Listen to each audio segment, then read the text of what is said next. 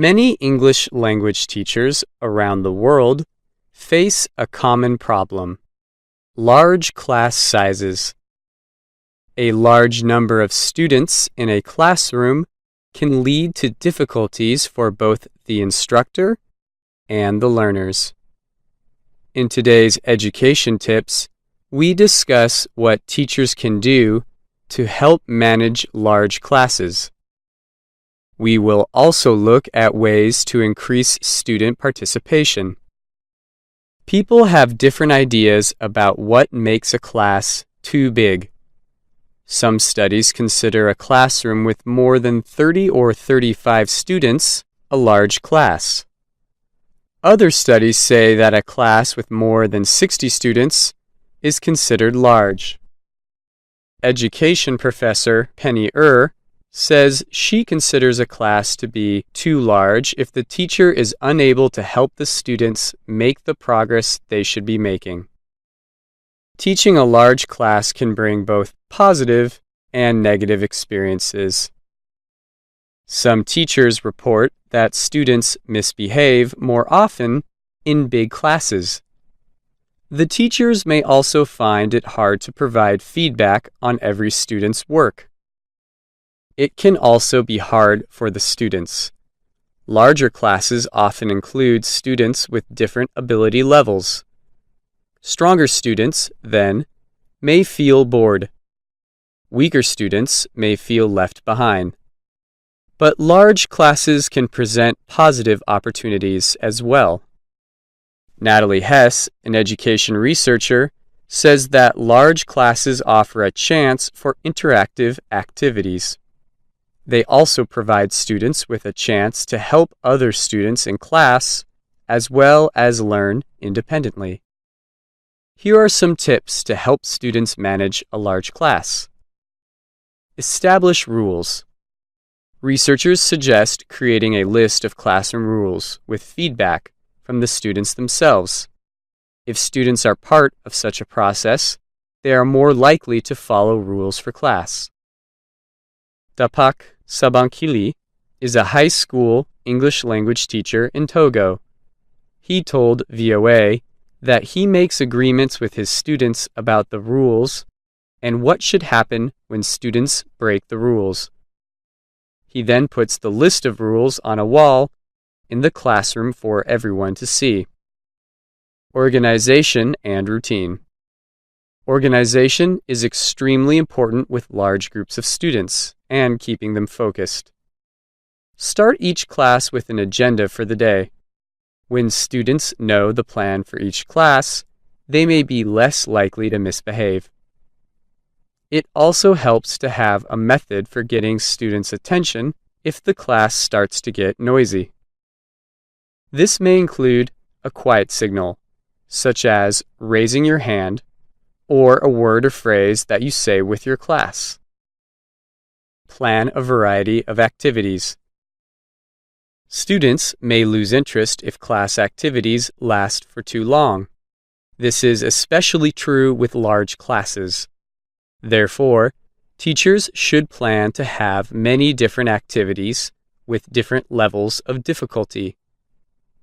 This helps keep the class moving at a quick speed and helps prevent students from feeling bored. In large classes, there is simply not enough time for a teacher to work with each and every student. In order to give students enough of a chance to practice English in class, teachers should consider organizing the class in pairs or groups. Pair and group work can help make a large class feel smaller for students. Such work also gives them more opportunities to participate in class. Form groups and assign roles. When forming groups for group work, it helps to give each student a role.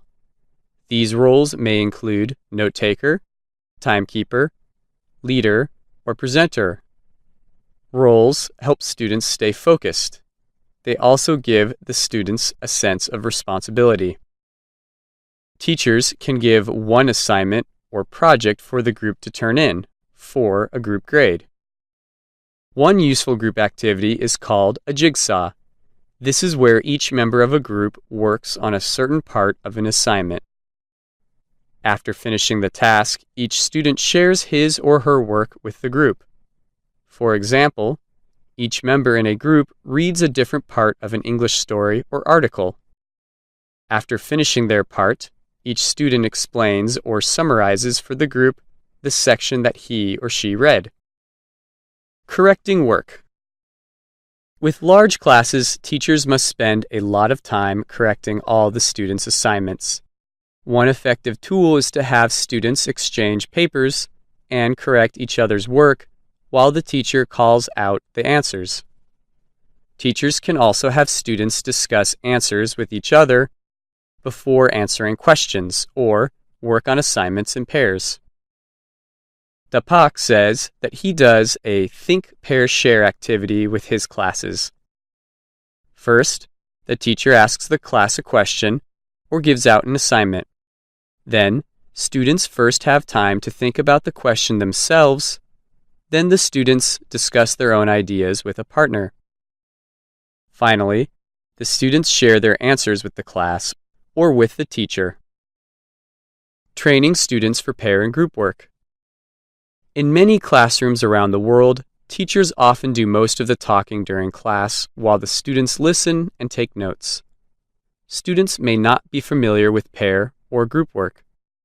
They may feel uncomfortable or not understand the purpose of such work. If this is the case, students must be slowly trained to do interactive activities. Teachers can begin by having students work in pairs for very simple class activities. As they become more comfortable with the work, teachers can slowly increase the difficulty of the activities that students work on together.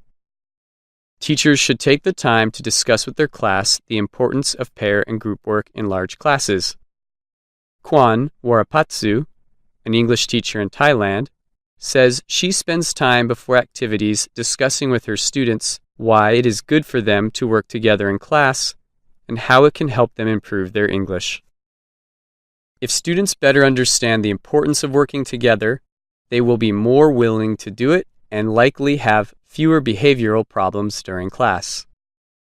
Managing large language classes is not easy, but with a little extra preparation, teachers and students can have a successful, meaningful experience. I'm Phil Dierking.